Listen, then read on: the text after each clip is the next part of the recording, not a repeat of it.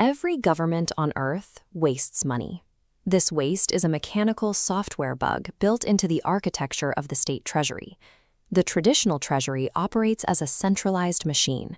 It pumps capital downward into isolated departmental silos, ministries and agencies that exist as separate vertical nodes. These silos are governed by the use it or lose it rule. At the end of every fiscal year, their fluid levels are measured. That final level determines their baseline funding for the next cycle. If a department operates efficiently and stays below that line, the system penalizes them. A red crossout hits their ledger, and their total capacity for the next year is physically reduced. This structural threat warps behavior. Department heads realize that saving money is an institutional risk, creating a systemic fear of efficiency. Traditional budgets are designed to penalize savings. The architecture itself guarantees that capital will be wasted to protect future funding. This structural bug triggers a crisis as the digital calendar approaches the fourth quarter. By late December, the panic begins. Departments scramble to drain their accounts before the deadline, opening valves to dump their remaining fluid as quickly as possible. This capital is routed into low-priority items and nonsense projects. The only goal is to clear the ledger and protect next year's baseline. Electing different politicians does not solve this. A leader cannot override a mathematical certainty built into the plumbing of the state.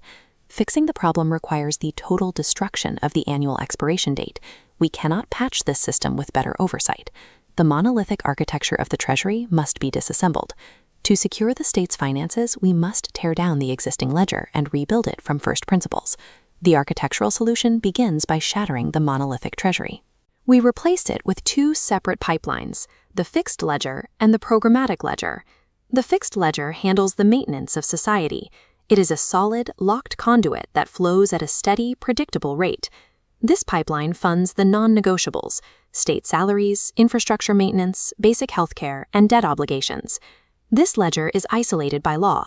Its funding formula is mathematically locked and predictable, based on fixed societal requirements. Politicians lose the ability to campaign on manipulating these specific sums. There is no discretionary surplus here to promise to interest groups. This isolation protects the core functions of the state from funding panics or political deadlocks. The fixed ledger ensures state survival is no longer a subject of discretionary politics. The programmatic ledger is the exclusive home for all new initiatives, infrastructure, and social programs, represented by these empty holding tanks. In this ledger, capital has no expiration date. As years tick by on the clock, the fluid in these tanks remains stable. The system never deletes it. Funds accumulate over time. Capital rests securely until a project hits its specific financial target, marked by the 100% line. This removes the psychology of the December panic. Because money doesn't vanish on December 31st, there is no pressure to spend it on low-value contracts. Execution only begins when the green target line is breached. The project receives permission to start because it is fully funded, not because a deadline is near. This design solves the timeline, but it creates a new question. Who decides which empty tanks receive the funding? The programmatic ledger solves the timeline of waste, but it leaves a gap: the question of who holds the power to allocate that capital. Traditional systems give the executive centralized power to dictate where programmatic capital flows, inevitably turning public budgets into tools for political leverage and favoritism. To end this, the executive branch is physically severed from the programmatic funding valves. Politicians are demoted from capital allocators to project proposers. They can draft a blueprint, but they cannot move the fluid. Executive proposals sit on a transparent public ledger. They remain entirely unfunded until they receive external approval. This restriction prevents backroom financial promises. Without control over the purse, politicians have no leverage to trade. By completely stripping the power of the purse from the executive branch, we mathematically neutralize fiscal corruption right at the source. The final mechanic is citizen-directed funding. Citizens pay taxes into a personal digital account rather than a black box treasury.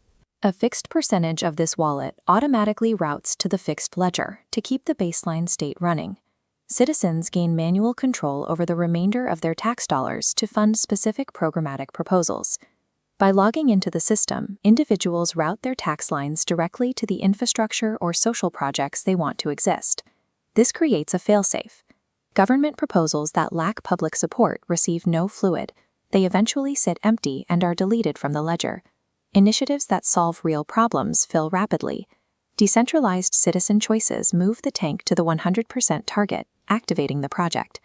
This architecture requires politicians to prove public consent before a single dollar of their proposal can be spent. In this architecture, capital only moves when an individual confirms the value of a proposal through their own tax account. This redesign aligns state spending with the observed priorities of the public. The ledger becomes a record of the specific initiatives citizens chose to fund.